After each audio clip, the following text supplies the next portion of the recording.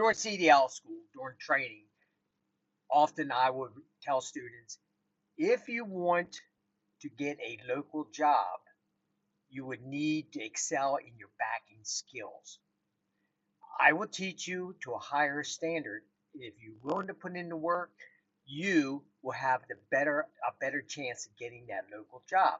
As we look on one of the polls, most CDL students on the poll, 49% of them went to school thinking they can get a local job. That's not always the case. But if they could back up, do alley docking, 45-degree angles, back up, blind side, etc., they probably can get that local job. That is why I try to teach to a higher standard than what's required, even though I didn't have to.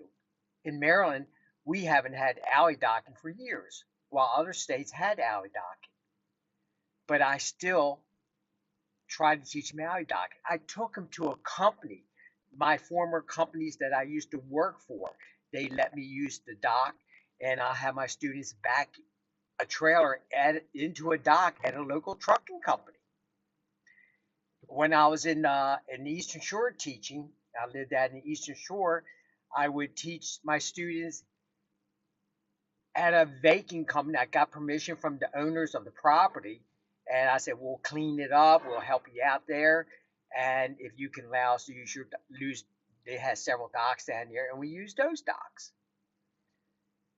Or if I was on a run, some of my co-instructors, if they were on a run, they also within the run, there were places they knew they can take the students and practice alley docking.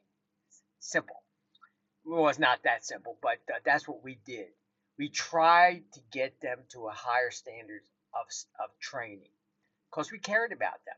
Couldn't do it with everybody because the first priority was to make sure they're proficient in all the skills to get the CDL license. That was number one priority. But most of the students, we can take them to a higher level, and also extended road time and driving on the highway, etc., whatever it took. And many of my students got local jobs. So, what's your opinion? How did it work out in your school? I'll see you in the next run.